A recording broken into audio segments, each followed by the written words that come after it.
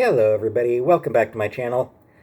So tonight's video is about the 2008 movie The Incredible Hulk. The one starring Ed Norton. So, does an efficient job retelling, I guess, their new origin for the Hulk over the opening credits.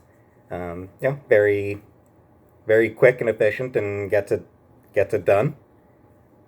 Then it does a good job showing Bruce's life in Brazil, showing sort of how he's settled in there into the community he's in.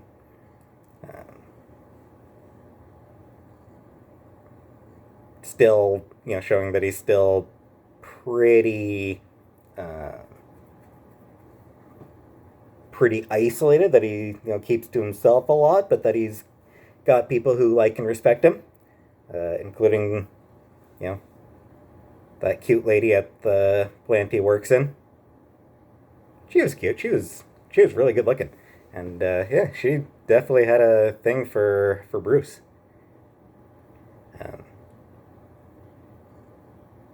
I liked the line, "You wouldn't like me when I'm hungry," which he starts to say that's not right, but no, that seems about right. That's for a lot of people. There's a lot of people that you wouldn't like when they're hungry. So, I mean, I think that that works. Worked better than he seemed to think it did. Classic Stan Lee cameo. This time accidentally drinking Bruce's blood in a drink.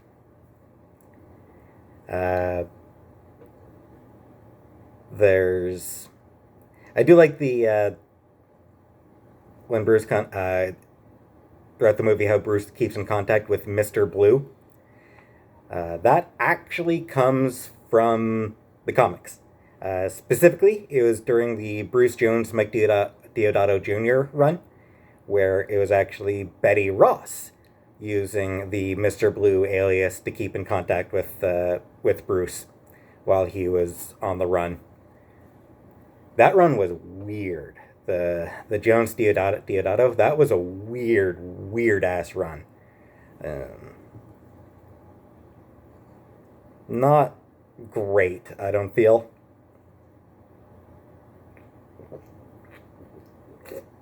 I'm not sure what other people thought about the run. I can't say I much cared for it, as needlessly convoluted and just too many wheels within plots and plots within wheels, and then Bruce hooks up with Abomination's ex-wife. It's just like, what the hell is going on with that? So weird ass run. Speaking of Abomination, cool seeing Emil Blonsky. In the comics, he's actually a Croatian Yugoslavian spy. He's not even Russian. Soviet. He was Soviet because he was created in the 60s. Specifically, Tales to Astonish number 90, co-created by Stan Lee and Gil Kane. And he was basically just created to be Hulk's physical equal. They already had a couple other villains, but Abomination was very much intended to be the Hulk's physical equal. Actually, stronger than the Hulk's base strength. But of course, stronger Hulk gets, or madder Hulk gets, stronger Hulk gets. But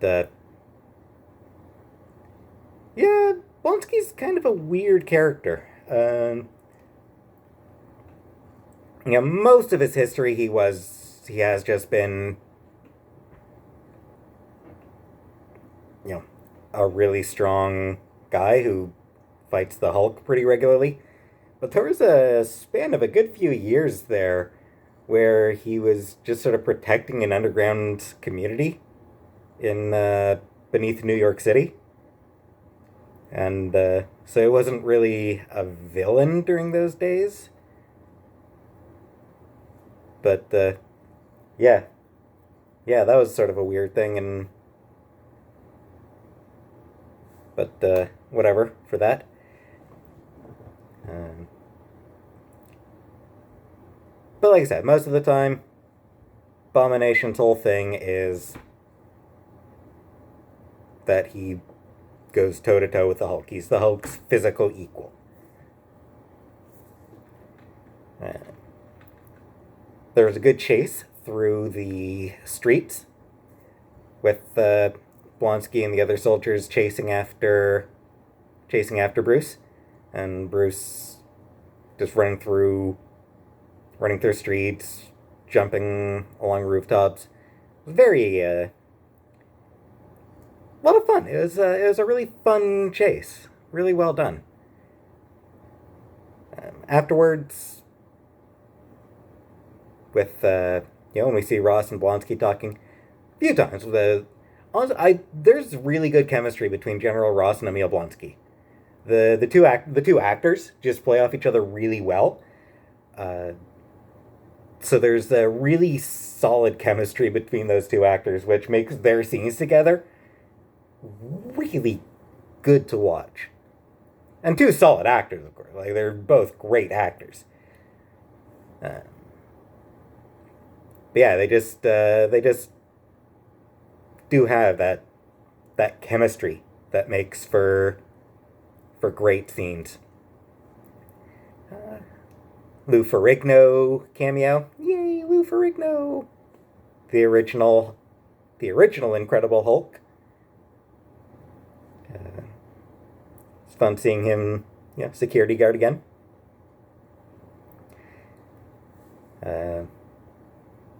Feel bad for Dr. Sampson, Betty's new boyfriend, because as soon as she sees Bruce, Sampson's pretty much out of the picture. And he doesn't get named, obviously. Like, they don't actually name her boyfriend, which also feels kind of harsh. But he's a psychiatrist and a nice guy. It's Dr. Sampson. Even if he doesn't get named, that's who he is. It's who he's clearly intended to be.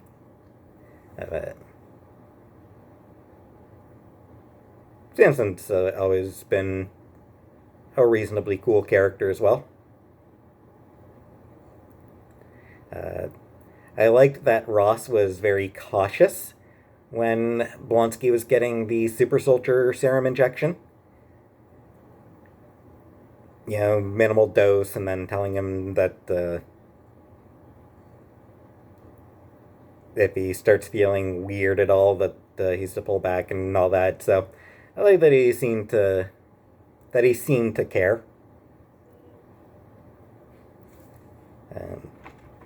There's not a lot of chemistry I felt between Norton and Tyler, between Bruce and Betty. I don't know. Liv Tyler didn't impress me much in this movie at all, to be honest. She's okay. I suppose it's okay with the role she's given, but I don't know. I just didn't feel like they clicked. I will say the university battle was very cool, with Hulk just beating the crap out of all those forces. So weird to me how everyone keeps shooting at him, even as the bullets bounce off him, and he barely cares about it. It's like, what do they expect to happen? Use bullets as a distraction to buy time to set up weapons that might actually have an effect on him. But yeah, they just keep shooting him. It's like, dudes, you know it's not going to hurt him. It's so weird. Did like seeing Hulk showing a little bit of his cunning during that fight. Because one thing that is very important about the Hulk, as much as he seems out of control, he is actually a very cunning fighter. He knows how to. Yeah, he knows how to use his surroundings. He knows how to use whatever's around him to get an advantage. So yeah, the Savage Hulk isn't smart, but he is cunning. Uh, Blonsky, jumping and flipping around during that fight was fun, and then he got the boot, and man, it looked brutal. He just ragdolled, which presumably is what they actually used, but they sold that that would be a murder, a murder kick.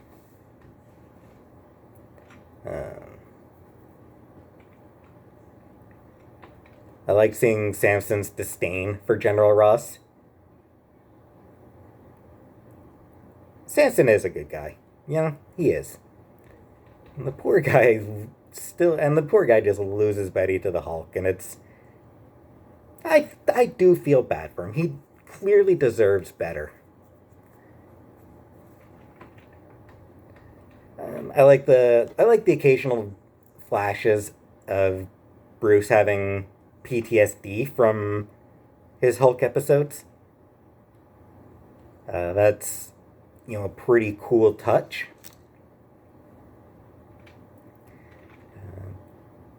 There's the requisite purple pants joke with Banner refusing to wear them. Which, I get it, but doesn't feel like the joke needed to be there. And then we're introduced to Sam Stearns. He was introduced in Tales to Astonish number 62, so very early in the Hulk's origin. He is created by Stan Lee and Steve Ditko. Or, more accurately, Steve Ditko and Stan Lee. And he was just an idiot who worked at a chemical plant. Like, he wasn't a genius. He was just,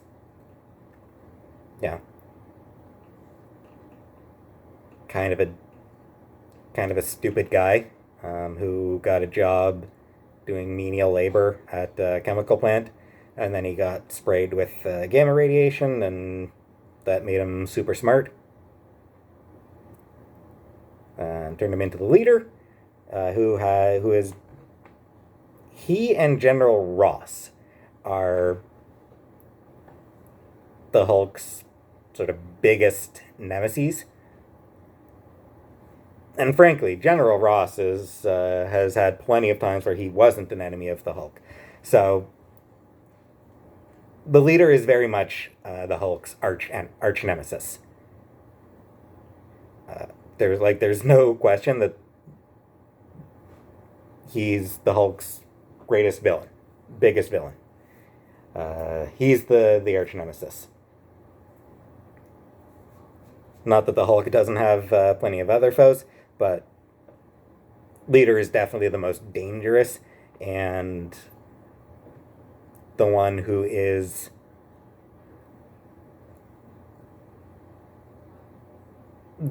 sort of the Hulk's opposite. Because Hulk is,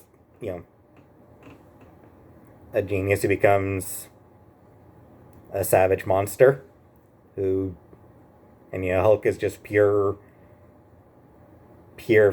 physical force, doesn't really think things through, while the leader is pure genius and thinks everything through.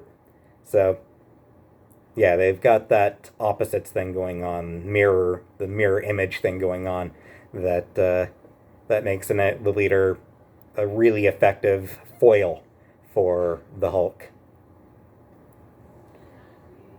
Uh,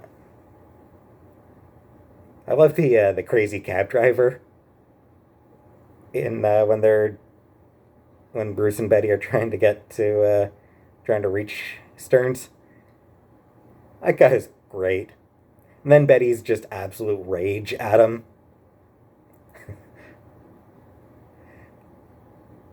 She's sort of ready to Hulk out on the bastard right there and then herself. Oh, that was great. Um, During the scene where they're trying to cure Banner, I love Stern's percussive maintenance on his equipment. That's just always, I always enjoy that sort of thing. You know, banging something to make it work, it's, I love it. It's just I mean, it's something we all do.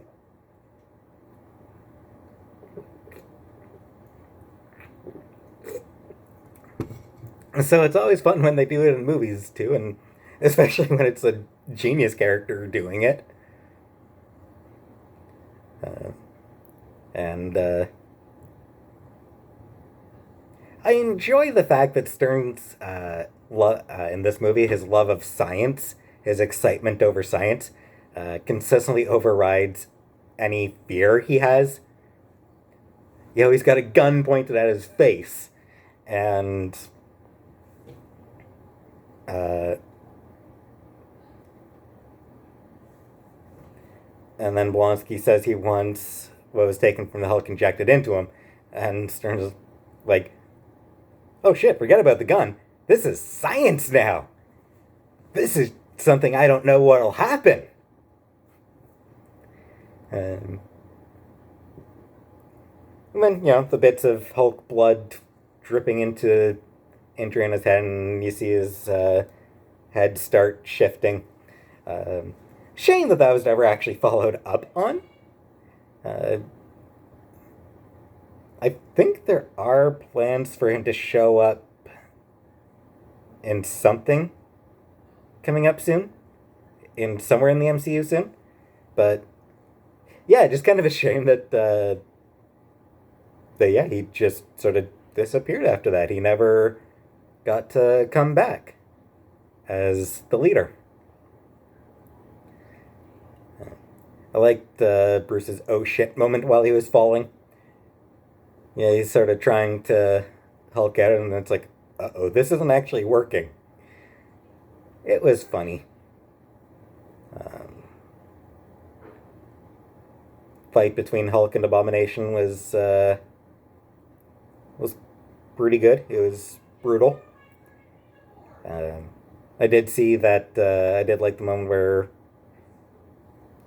Hulk, seeing Betty in danger, got really angry, which allowed him to overpower Abomination briefly, and then using the hand clap to put out the flames around the burning helicopter. That's always one of his funnest moves, is just bam, and just sending the shockwave out. I don't think he's done that very often in the MCU, but it's one of his pretty standard moves in the comics, at least. And then we get his big Hulk smash line. I like that they threw that in. It's an iconic line, so it's fun for it to show up. And then at the end of it all, we get a fun Tony Stark cameo to tie it into the MCU as a whole.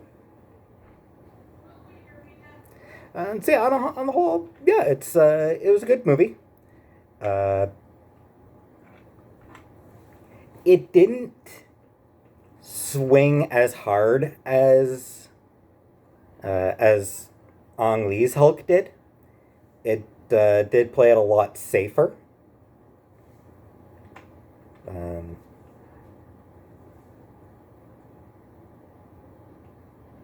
which, I like the fact that Ang Lee's Hulk was willing to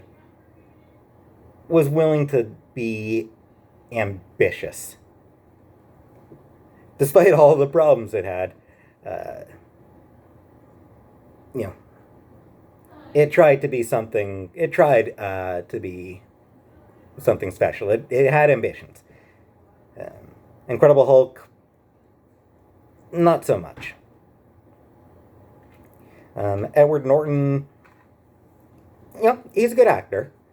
Uh, uh, kind of feels too cool to be Bruce Banner, who should always come across as a dork. Bruce Banner's a dork. He's a dork who's got a lot of survival skills from having been a fugitive for a while, spending a lot of time as a fugitive, but he's still kind of a doofus, a lovable one, and one who knows how to survive. But Edward Norton, he just seems,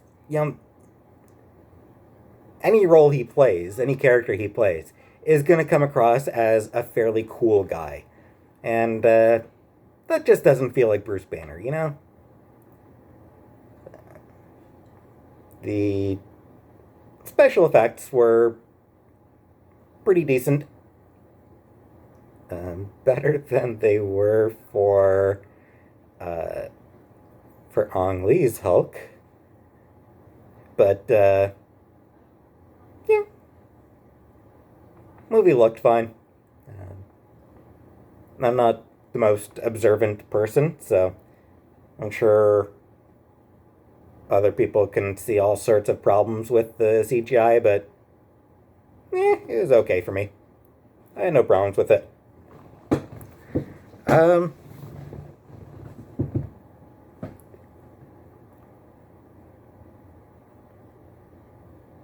Yeah, it's a movie with some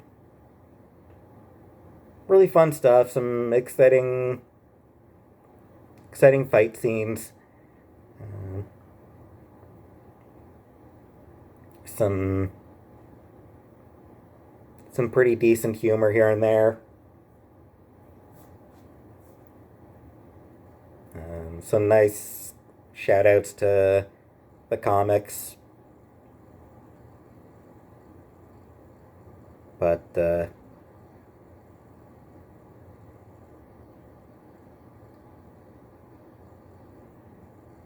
was also a movie that did play it very safe in terms of the story and the direction and everything. They didn't really try anything particularly risky. And I like when superhero movies try to do something different from what other superhero movies do. And I suppose part of it is just,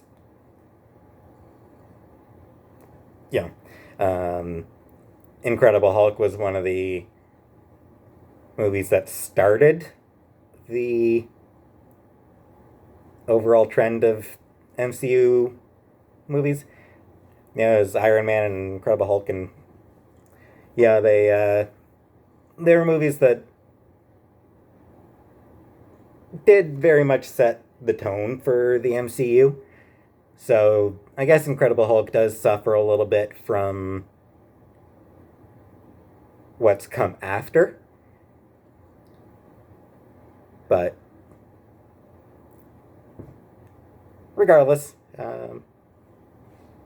there's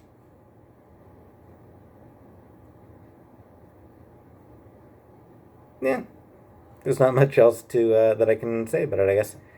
So yeah, it's a fun enough movie. It's enjoyable, even if it's. I was gonna say its status as part of the MCU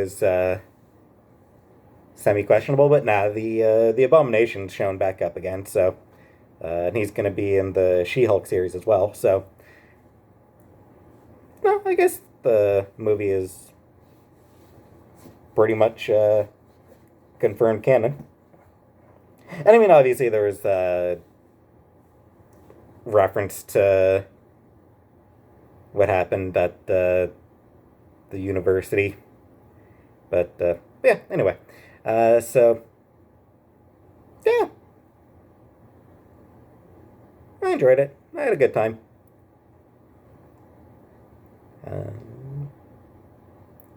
And that's all I've got to say about that movie. So next Saturday will be Iron Man 2. But for now, thanks for watching, and have a nice night.